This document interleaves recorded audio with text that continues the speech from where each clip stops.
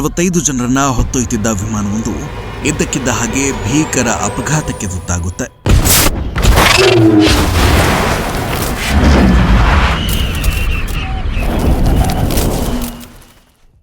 ದೈತ್ಯ ಹಿಮಪರ್ವತಗಳಿಗೆ ಡಿಕ್ಕಿ ಹೊಡೆದು 2 ತುಂಡಾಗಿ ನೆಲಕ್ಕಪ್ಪಳಿಸುತ್ತೆ.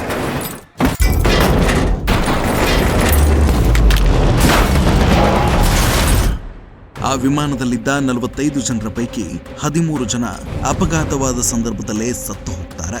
ಆದ್ರೆ ಸಣ್ಣ ಪುಟ್ಟ ಗಾಯಗಳಾಗಿ ಬದುಕುಳಿದವರು ಮಾತ್ರ ಜನಸಂಪರ್ಕವೇ ಇಲ್ಲದ ಆ ದಟ್ಟ ಪರ್ವತದಲ್ಲಿ ಬರೋಬ್ಬರಿ 72 ದಿನಗಳ ಕಾಲ ಸಾವು ಬದುಕಿನ ಮಧ್ಯೆ ಹೋರಾಡ್ತಾ ನರಕವನ್ನೇ ಅನುಭವಿಸ್ತಾರೆ.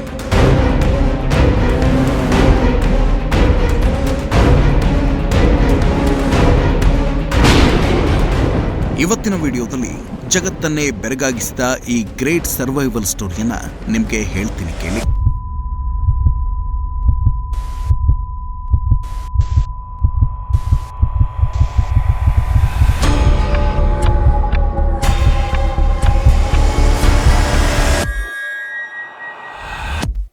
ಸಾವಿರದ 1972ರ ಅಕ್ಟೋಬರ್ 19ರಂದು ದಕ್ಷಿಣ ಅಮೆರಿಕಾದ ಯುರುಗ್ವೈ ದೇಶದ ರಾಜಧಾನಿ ಮೊಂಟೆವಿಡಿಯೋದಿಂದ ರಗ್ಬಿ ಆಟಗಾರರ ತಂಡವೊಂದು ರಗ್ಬಿ ಪಂದ್ಯದಲ್ಲಿ ಭಾಗವಹಿಸೋಕೆ ಚಿಲೆ ದೇಶದ ರಾಜಧಾನಿ ಸ್ಯಾಂಟಿಯಾಗೋದತ್ತ ಪ್ರಯಾಣವನ್ನ ಬೆಳೆಸಿತ್ತು.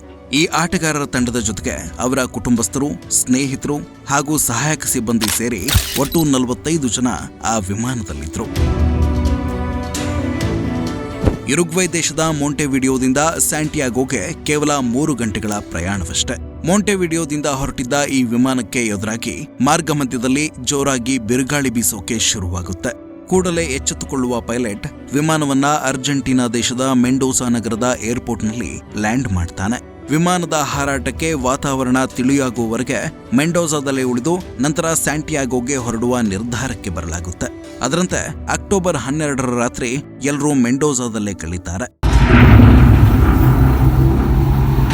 ಮರುದಿನ ಅಕ್ಟೋಬರ್ 13ರ ಮಧ್ಯಾಹ್ನದ ಹೊತ್ತಿಗೆ ವಾತಾವರಣ ತಿಳಿಯಾಗ್ತಿದ್ದಂತೆ ಮೆಂಡೋಸಾದಿಂದ ಮತ್ತೆ ವಿಮಾನ ಟೇಕ್ ಆಫ್ ಆಗುತ್ತೆ.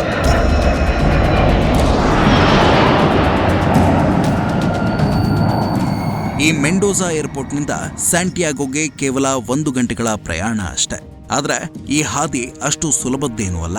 ಯಾಕಂದ್ರೆ ನಮ್ಮ ಹಿಮಾಲಯ ಪರ್ವತ ಶ್ರೇಣಿಗಳನ್ನ ಬಿಟ್ರೆ ಜಗತ್ತಿನ ಅತ್ಯಂತ ಎತ್ತರದ ಆಂಡೀಸ್ ಹಿಮಪರ್ವತಗಳ ಸಾಲು ಇರೋದು ಇದೇ ಅರ್ಜೆಂಟೀನಾ ಮತ್ತು ಚಿಲೆ ದೇಶದ ನಡುವೆ. ರಗ್ಬಿ ಆಟಗಾರರನ್ನ ಹೊತ್ತೊಯ್ತಿದ್ದಂತಹ ಏರ್ ಫೋರ್ಸ್ನ ಈ ಚಾರ್ಟೆಡ್ ಫ್ಲೈಟ್ ಕೂಡ ಇದೇ ಆಂಡೀಸ್ ಪರ್ವತಗಳನ್ನ ದಾಟಿ ಚಿಲೆ ದೇಶವನ್ನ ತಲುಪಬೇಕಿತ್ತು. ಆದ್ರೆ ಆಗಿದ್ದೇ ಬೇರೆ. ವಿಮಾನ ಪರ್ವತ ಶ್ರೇಣಿಯನ್ನ ಸಮೀಪಿಸುತ್ತಲೇ ಮತ್ತೆ ವಾತಾವರಣ ಹದಗೆಡುತ್ತೆ. ಸುತ್ತಲೂ ದಟ್ಟ ಮೋಡಗಳು ಆವರಿಸಿಕೊಳ್ತವೆ. ಪೈಲಟ್ಗಳಿಗೆ ಮುಂದಿನ ದಾರಿ ಕೂಡ ಕಾಣದಂತಾಗುತ್ತೆ. ನೋಡುತ್ತಲೇ ಹಿಮಸಹಿತ ಬಿರುಗಾಳಿ ಬೀಸೋಕೆ ಶುರುವಾಗುತ್ತೆ. ಇದರಿಂದ ಎತ್ತರದಲ್ಲಿ ಹಾರುತ್ತಿದ್ದಂತಹ ವಿಮಾನ ಇದ್ದಕ್ಕಿದ್ದಂತೆ ತನ್ನ ಆಲ್ಟಿಟ್ಯೂಡ್ ಅನ್ನ ಕಳೆದುಕೊಂಡು ಧುತ್ತನೆ ಕೆಳಗಿಳಿದಂತಾಗುತ್ತೆ. ಫ್ಲೈಟ್ ಇಂಜಿನ್ನ ಅಲಾರಾಮ್ ಹೊಡೆಯೋಕೆ ಶುರುವಾಗುತ್ತೆ. ಪ್ಯಾಸೆಂಜರ್ ಸೀಟ್ನಲ್ಲಿ ಕೂತು ಹರಟೆ ಹೊಡಿತಾ ಎಂಜಾಯ್ ಮಾಡುತ್ತಿದ್ದವರೆಲ್ಲರೂ ಒಂದೇ ಏಟಿಗೆ ಭಯಭೀತರಾಗ್ತಾರೆ. ಆ ಕ್ಷಣಕ್ಕೆ ಏನಾಗ್ತಿದೆ ಅನ್ನೋದರ ಅಂದಾಜು ಯಾರಿಗೂ ಕೂಡ ಇರೋದಿಲ್ಲ. ಫ್ಲೈಟ್ ಅನ್ನ ಚಲಾಯಿಸ್ತಾ ಇದ್ದಂತಹ ಅನುಭವಿ ಕ್ಯಾಪ್ಟನ್ ಜೂಲಿಯೋ ಸೀಸರ್ ಫೆರಾಡಸ್ ಮತ್ತು ಕೋ ಪೈಲಟ್ ಡಾಂಟೆ ಹೆಕ್ಟರ್ಗೂ ಕೂಡ ಪರಿಸ್ಥಿತಿಯ ಅಂದಾಜು ಸಿಗೋದಿಲ್ಲ. ವಿಮಾನ ನಿಯಂತ್ರಣವನ್ನ ತಪ್ಪಿ ಹೋಗ್ತಿರೋದನ್ನ ಕಂಡು ಕಂಗಾಲಾಗ್ತಾರೆ. ಹೇಗಾದ್ರೂ ಮಾಡಿ ಕಂಟ್ರೋಲ್ ಮಾಡಬೇಕು ಅಂತ ಈ ಇಬ್ಬರು ಪೈಲಟ್ಗಳು ಹರಸಾಹಸವನ್ನ ಪಡ್ತಿರುವಾಗಲೇ ಮೋಡಗಳು ದೂರ ಸರಿತಾವೆ. ಸದ್ಯ ಪಾರಾದ್ವಿ ಅಂತ ನಿಟ್ಟುಸಿರು ಬಿಡೋ ಅಷ್ಟೊತ್ತಿಗೆ ಕಣ್ಣೆದುರು ದೈತ್ಯ ಪರ್ವತಗಳು ಪ್ರತ್ಯಕ್ಷವಾಗ್ತವೆ.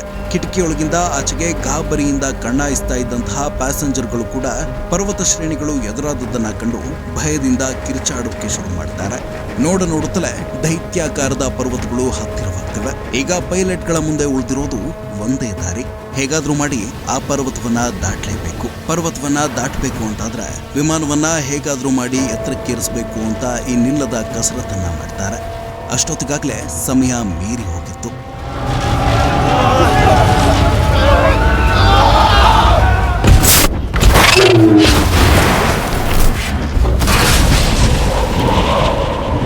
ಏರುಗತಿಯಲ್ಲಿದ್ದ ವಿಮಾನದ ಹಿಂಭಾಗ ಪರ್ವತದ ತುದಿಗೆ ಡಿಕ್ಕಿ ಹೊಡೆದು 2 ತುಂಡಾಗುತ್ತಲೇ ಅದರ ಹಿಂದಿನ ಭಾಗ ಗಾಳಿಯಲ್ಲಿ ತೇಲ್ಕೊಂಡು ಹೋಗಿ ಪರ್ವತದ ಹಿಂಭಾಗದ ಪ್ರದೇಶದಲ್ಲಿ ಬೀಳುತ್ತೆ.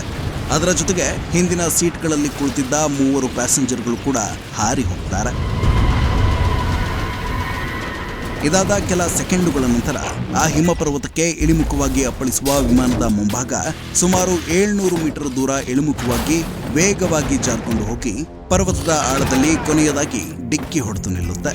ಈ ಡಿಕ್ಕಿಯ ಹೊಡೆತಕ್ಕೆ ಪೈಲಟ್ಗಳಿಬ್ಬರು ಆ ಕ್ಷಣವೇ ಸಾವಿಗೀಡಾಗ್ತಾರೆ.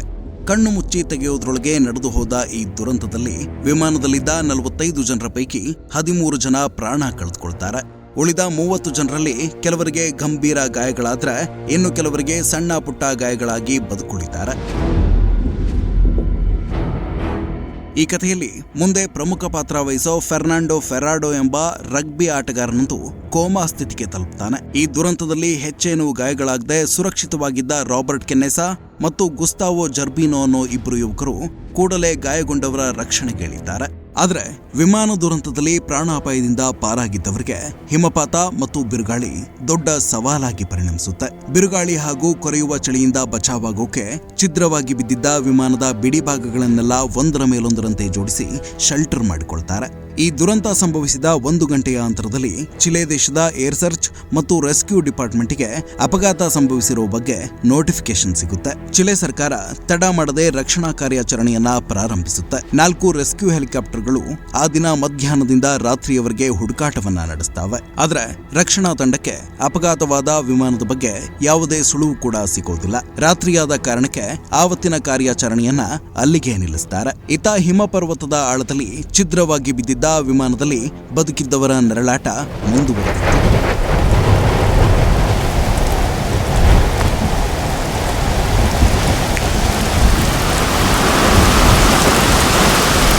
ಯಾರಾದರೂ ಬಂದು ನಮ್ಮನ್ನ ಕಾಪಾಡ್ತಾರೆ ಅಂದ್ಕೊಂಡೆ ವಿಮಾನದಲ್ಲಿದ್ದವರು ಇಡೀ ರಾತ್ರಿಯನ್ನ ಕಳೀತಾರೆ. ಆದ್ರೆ ಮೈ ಕೊರೆಯುವ ಚಳಿ, ಎರ್ರಾಬಿರಿಯಾಗಿ ಬೀಸುತ್ತಿದ್ದಂತಹ ಬಿರುಗಾಳಿಯಿಂದಾಗಿ ತೀವ್ರವಾಗಿ ಗಾಯಗೊಂಡಿದ್ದ 5 ಮಂದಿ ಬೆಳಗಾಗುವ ಹೊತ್ತಿಗೆ ಉಸಿರು ನಿಲ್ಲಿಸಿರ್ತಾರೆ.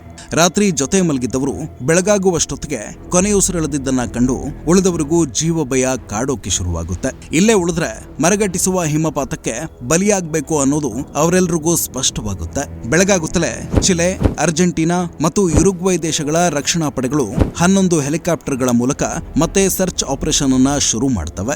ಆ ರೆಸ್ಕ್ಯೂ ಟೀಮ್ಗಳು ಅಂದಾಜಿನ ಮೇಲೆ ಸರ್ಚ್ ಆಪರೇಷನ್ ನಡೆಸುತ್ತಿದ್ದಂತಹ ಜಾಗ ಕೂಡ ಸರಿಯಾಗೇ ಇರುತ್ತೆ. ಆದ್ರೆ ಎಷ್ಟೇ ಹುಡುಕಿದ್ರೂ ವಿಮಾನ ಪತನವಾದ ಜಾಗ ಮಾತ್ರ ರಕ್ಷಣಾ ಪಡೆಗಳ ಕಣ್ಣಿಗೆ ಬೀಳ್ತಾನೆ ಇರೋದಿಲ್ಲ.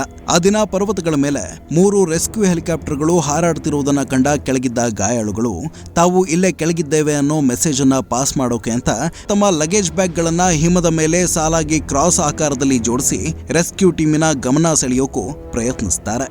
ಅದು ಕೂಡ ವರ್ಕೌಟ್ ಆಗಲ್ಲ.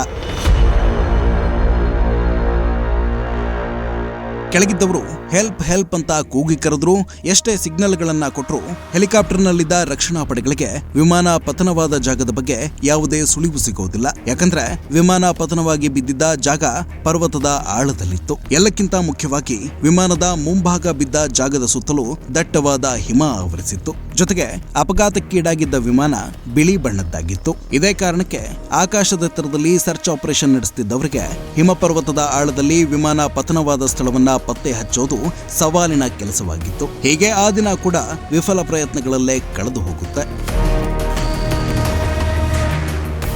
3ನೇ ದಿನಕ್ಕೆ ಕಾಲಿಡುವ ಹೊತ್ತಿಗೆ ಗಾಯಾಳುಗಳ ಪರಿಸ್ಥಿತಿ ಮತ್ತಷ್ಟು ಹದಗೆಡುತ್ತೆ. ಸುತ್ತ ದಟ್ಟವಾದ ಹಿಮಪರ್ವತವೇ ಇದ್ರೂ ಕುಡಿಯೋಕೆ ಹನಿ ನೀರು ಸಹ ಇರುವುದಿಲ್ಲ. ಬದುಕುಳಿದಿದ್ದವರೆಲ್ಲ ಬಾಯಾರಿಕೆಯಿಂದ ಒದ್ದಾಡೋಕೆ ಶುರು ಮಾಡಿರುತ್ತಾರೆ. ಕುಡಿಯುವ ನೀರಿಗಾಗಿ ಪರದಾಟ ಶುರುವಾಗುತ್ತೆ. ಇದನ್ನೆಲ್ಲ ಕಂಡ ಅವರಲ್ಲೇ ಒಬ್ಬನಾದ ಫೀಟೋ ಸ್ಟ್ರಾಚ್ ಹಗಲಿನಲ್ಲಿ ಬಿಸಿಲು ಬಿದ್ದಾಗ ಮೆಟಲ್ ಶೀಟ್ ಬಳಸಿ ಸುತ್ತಲಿರುವ ಹಿಮವನ್ನ ಆ ಮೆಟಲ್ ಶೀಟ್ ಮೇಲಿಟ್ಟು ಬಿಸಿಲಿಗೆ ಆ ಮೆಟಲ್ ಶೀಟ್ ಕಾದು ಅದರ ಮೇಲಿದ್ದ ಹಿಮ ಕರಗಿ ನೀರಾಗುವ ಹಾಗೆ ಉಪಾಯ ಮಾಡ್ತಾನೆ. ಆ ನೀರನ್ನ ತಮ್ಮ ಬಳಿ ಖಾಲಿಯಾಗಿ ಬಿದ್ದಿದ್ದ ವೈನ್ ಬಾಟ್ಲಿಗಳಲ್ಲಿ ತುಂಬಿಸಿಡೋಕೆ ಶುರು ಮಾಡ್ತಾರೆ. ಹೀಗೆ ಸಾವು ಬದುಕಿನ ಮಧ್ಯ ಹೋರಾಡ್ತಾ 3ನೇ ದಿನವನ್ನು ಕಳೀತಾರೆ. ಪರಿಸ್ಥಿತಿ ದಿನದಿಂದ ದಿನಕ್ಕೆ ಬಿಗಡಾಯಿಸುತ್ತಲೇ ಇತ್ತು. 8 ದಿನ ಕಳೆದರೂ ರಕ್ಷಣಾ ಕಾರ್ಯಾಚರಣೆಯಲ್ಲಿ ತೊಡಗಿದ್ದವರಿಗೆ ಪತನವಾದ ವಿಮಾನದ ಬಗ್ಗೆ ಯಾವ ಸುಳಿವು ಕೂಡ ಸಿಗೋದಿಲ್ಲ. ಸತತ 172 ಗಂಟೆಗಳ ಕಾಲ ಸರ್ಚ್ ಆಪರೇಷನ್ ಅನ್ನ ನಡೆಸಿದ್ದ ರೆಸ್ಕ್ಯೂ ಟೀಮ್ 8ನೇ ದಿನಕ್ಕೆ ಸರ್ಚ್ ಆಪರೇಷನ್ ಅನ್ನ ಅಧಿಕೃತವಾಗಿ ನಿಲ್ಲಿಸುತ್ತೆ.